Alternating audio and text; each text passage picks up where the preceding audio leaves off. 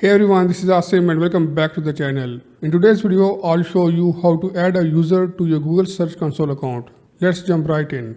First, log into your Google Search Console account.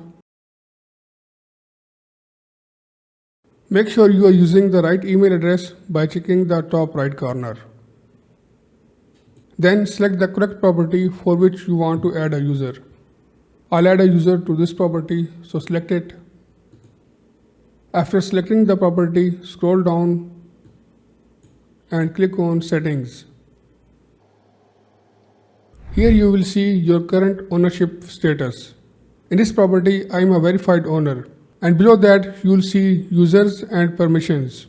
You must be a verified owner or delegated owner to add users.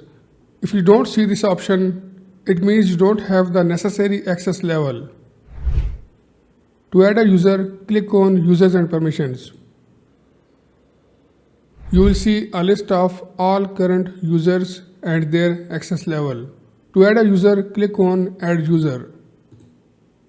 Enter the user's email address.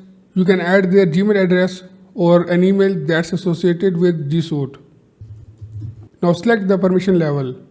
You have 3 levels: Owner, Full, and Restricted. Owner means full control, including adding or removing users. Full mean you can view all data and take actions like submitting sitemaps but can't manage users.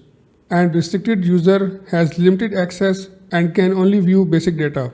Select the appropriate permission level and click on Add. The user will receive an email notifying them they've been added to your Google Search Console property. So this is how you can add a user to Google Search Console. If you found this video helpful, give it a thumbs up and subscribe for more SEO tips. Let me know in the comments if you have any questions about Google Search Console. See you next time.